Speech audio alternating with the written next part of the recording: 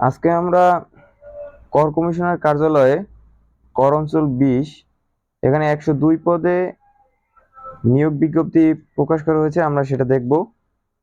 তো কর অঞ্চল 20 ঢাকা অধীনে গ্রেড 13 এবং গ্রেড 20 পর্যন্ত বিভিন্ন শূন্য পদে অস্থায়ী ভিত্তিতে জনবল নিয়োগের লক্ষ্যে ঢাকা বিভাগের অন্তর্ভুক্ত নিম্নবর্ণিত জেলাসমূহের প্রকৃত স্থায়ী বাসিন্দা অথবা নাগরিকের নিকট হতে পদের পার্শ্বে বর্ণিত যোগ্যতা সম্পন্ন প্রার্থীদের শর্ত সাপেক্ষে এই লিঙ্ক ডেসক্রিপশন বক্সে দেওয়া থাকবে, এখানে গিয়ে আবেদন করা যাবে।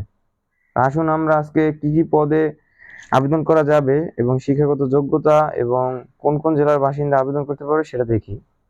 তো প্রথমেই আমরা আসি হচ্ছে অফিস সহায়ক। তো পদ সংখ্যা হচ্ছে 23টা।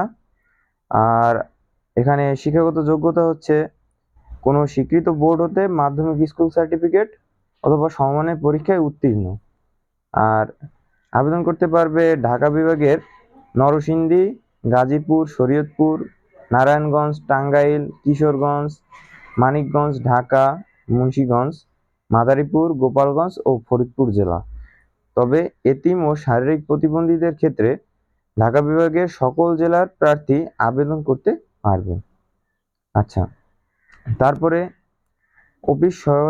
অফিস সহকারী কাম কম্পিউটার মুদ্রাক্ষরিক, গ্রেড হচ্ছে 16, পদ সংখ্যা হচ্ছে 21টি। তো এখানে শিক্ষাগত যোগ্যতা হচ্ছে স্বীকৃত বোর্ড হতে দ্বিতীয় বিভাগ সর্বনিম্ন এবং হচ্ছে সমমানের জিপিএতে উচ্চ মাধ্যমিক সার্টিফিকেট বা সমমানের পরীক্ষায় উত্তীর্ণ।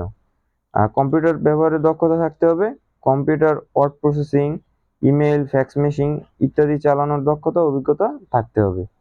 আর সাথে কম্পিউটার মুদ্রাক্ষরে সর্বনিম্ন গতি মিনিটে ইংরেজিতে 20, বাংলায় 20। আচ্ছা, এখানে আবেদন করতে পারবে ঢাকা বিভাগের সকল জেলা। তারপরে আসি আমরা 60 মুদ্রাক্ষরিক কাম কম্পিউটার অপারেটর, গ্রেড এটাও 14। এখানে পদ সংখ্যা হচ্ছে 20টা।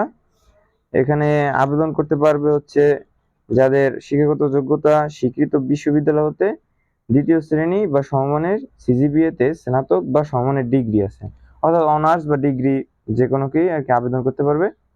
আর কম্পিউটারের ব্যবহারের দক্ষতা থাকতে হবে, computer word processing, email, fax machine ইত্যাদি চালানোর দক্ষতা অভিজ্ঞতা থাকতে হবে। এবং সাথে হচ্ছে লিপিতে সর্বনিম্ন গতি মিনিটে ইংরেজিতে 70, বাংলায় 75। আর কম্পিউটার মুদ্রাক্ষরে সর্বনিম্ন গতি মিনিটে ইংরেজিতে 30 আর বাংলায় 25 থাকতে হবে। তারপরে 3 নম্বরে উচ্চমান সহকারী, এখানে এটাও গ্রেড 14। এখানে পদ সংখ্যা 20টা।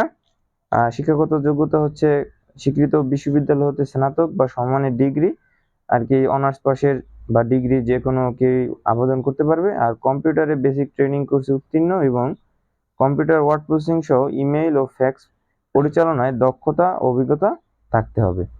আর এক্ষেত্রে ও আর কি আবেদন করতে পারবে ঢাকা বিভাগের সকল জেলার লোক। আচ্ছা, তারপরে দ্বিতীয়তে যে আছে সেটা হচ্ছে প্রধান সহকারী। এখানে পদসংখ্যা হচ্ছে 17টি। আর শিক্ষাগত যোগ্যতা হচ্ছে স্বীকৃত কোনো বিশ্ববিদ্যালয় হতে ন্যূনতম দ্বিতীয় শ্রেণী বা সমতুল্য সিজিপিএ বা স্নাতক আর সমমানের ডিগ্রি। আর কম্পিউটার বেসিক ট্রেনিং কোর্সে উত্তীর্ণ হতে হবে। আর কম্পিউটার ওয়ার্ড প্রসেসিং সহ ইমেইল ও ফ্যাক্স পরিচালনায় দক্ষতা অভিজ্ঞতা থাকতে হবে। এক্ষেত্রেও ঢাকা বিভাগের যে কোনো জেলার লোকই এখানে আমার আবেদন করতে পারবে। আর তারপরে হচ্ছে কম্পিউটার অপারেটর, এখানে হচ্ছে গ্রেড 13। আর প্রধান সহকারী গ্রেড ছিল সেখানেও 13। আচ্ছা, আর এখানে শিক্ষাগত যোগ্যতা হচ্ছে আমার যে অনার্স বা ডিগ্রি বা সমানের যে কোনো কেউ আর কি আবেদন করতে পারবে। কম্পিউটার মুদ্রাক্ষরে সর্বনিম্ন গতি বাংলায় হচ্ছে 25 আর ইংরেজিতে 30, সংশ্লিষ্ট বিষয়ে স্ট্যান্ড অ্যাপটিটিউড টেস্টে উত্তীর্ণ হতে হবে আর কি। আর এখানেও আছে এখানেও ঢাকা বিভাগের যে কোনো আর কি জেলার লোকই আর কি আবেদন করতে পারবে। আচ্ছা, এখন আমরা আসি হচ্ছে যে আবেদনের যে কিছু শর্তাবলী থাকে বা যে কি কি প্রয়োজন বা কি। এখানে প্রার্থীর বয়স দেওয়া আছে, যে প্রার্থীর বয়স সীমা হচ্ছে আমার 18 থেকে 30 বছর। আর যদি মুক্তিযোদ্ধার যদি পুত্র বা কন্যা হয় বা শারীরিক প্রতিবন্ধীদের ক্ষেত্রে 18 থেকে 32 বছর। আর দ্বিতীয়তে যেটা বলা আছে যে 60 মুদ্রাক্ষরিক কাম কম্পিউটার অপারেটর ও অফিস সহকারী কাম কম্পিউটার মুদ্রাক্ষরের পদের বিপরীতে কর বিভাগে কর্মরত প্রার্থীদের ক্ষেত্রে বয়সসীমা 40 পর্যন্ত আর কি শিথিলযোগ্য। এখানে আরো কিছু নিয়মাবলী দেওয়া আছে, আপনারা সেটা দেখতে পারেন এখানে। আর তারপরে হচ্ছে প্রার্থীর যোগ্যতা যাচাই, এখানে কিছু বিষয় দেওয়া আছে, এগুলো অবশ্যই আর কি মানে প্রয়োগ বা এগুলো থাকতে হবে আর কি।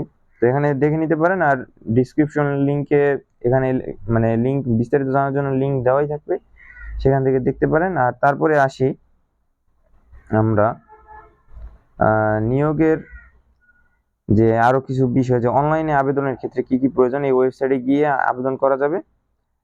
তারপরে এখানে কিভাবে ছবি দিতে হবে, ছবি অবশ্যই রঙিন ছবি হতে হবে, আর 300 হতে হবে, আর স্বাক্ষর হচ্ছে 380 স্ক্যান, আর স্বাক্ষর অবশ্যই স্ক্যান করে নিতে হবে।